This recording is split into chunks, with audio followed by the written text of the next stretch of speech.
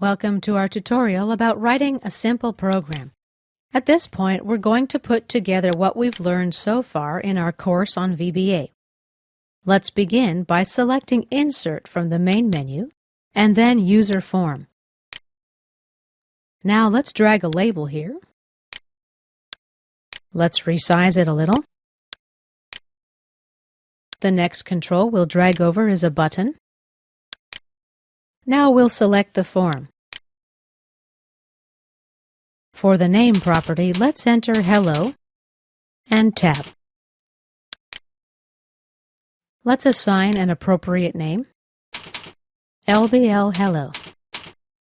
I want it to be blank when the form is activated, so let's leave the caption field blank.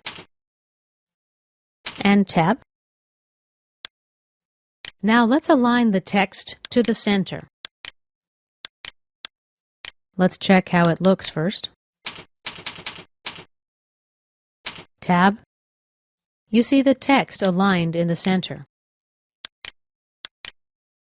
The properties work as follows.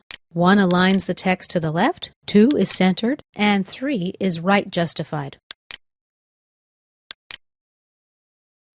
Let's change the font size.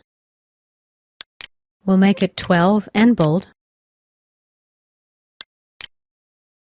And let's delete the caption text. Now let's look at our button. We'll rename it. Let's call it BTN Click Me.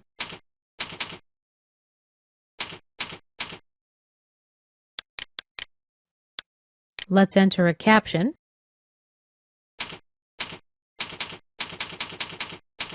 The caption will say Click Me, and same for the control tip text.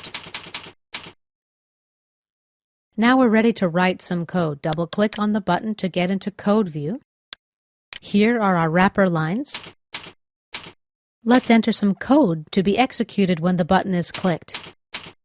LBL, hello, dot. A couple things I want to point out here. First, I didn't enter an uppercase H, even though my label contained an uppercase H. Visual Basic is not really case sensitive. The period indicates to Visual Basic that a property of the label will be coming next. When I start typing, a list of properties appears. This list becomes filtered as I continue typing.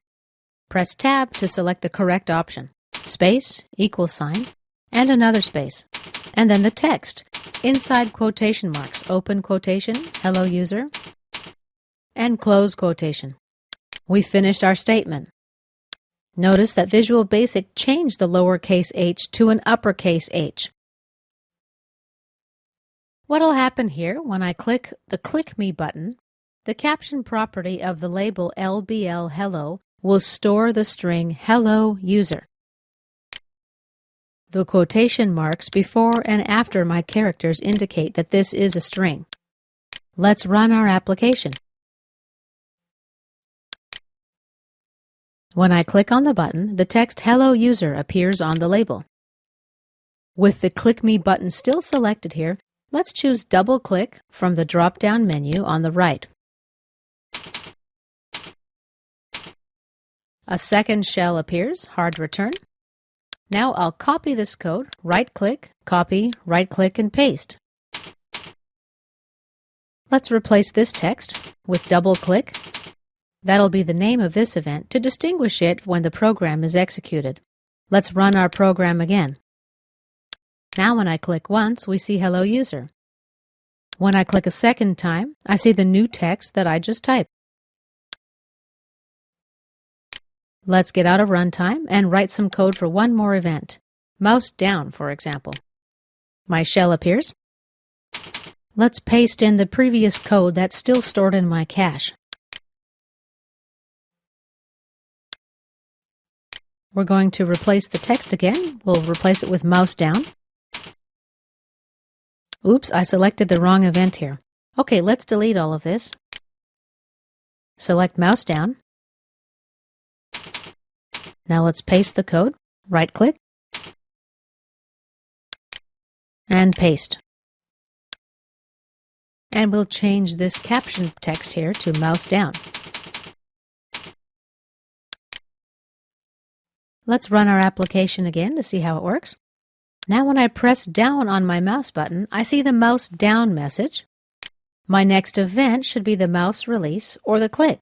And here is the Hello User message. Let's return to design time. Let's write code for one more event. This time I'm going to use the event mouse up. Let's paste my previous code. Right-click, paste. We'll change the caption property to mouse up. And let's run our application again. Now when I click the mouse button down, I get the mouse down message. When I release the mouse, I get the Hello User message. As you may have guessed, we have two simultaneous events, the mouse up and the mouse click. They get executed at the same time. But if I press the mouse button down, drag it over the Click Me button, and then release it elsewhere, not over the button, but at another place in the window, the mouse up event is executed. This is one example of a logical issue you'd need to watch out for to make your program user-friendly, easy to work with. Fortunately, Visual Basic is much friendlier than many other languages. For example, you might have remembered earlier that I didn't type an uppercase H in my label name. Visual Basic changed it for me automatically. Another example, I can actually remove the caption property here. Visual Basic still recognizes that the Hello User string belongs to the caption property. Let's check it out when I run the program. See, the text still displays. However, it's definitely a good idea to avoid shortcuts like this. And this concludes our tutorial on writing a simple program.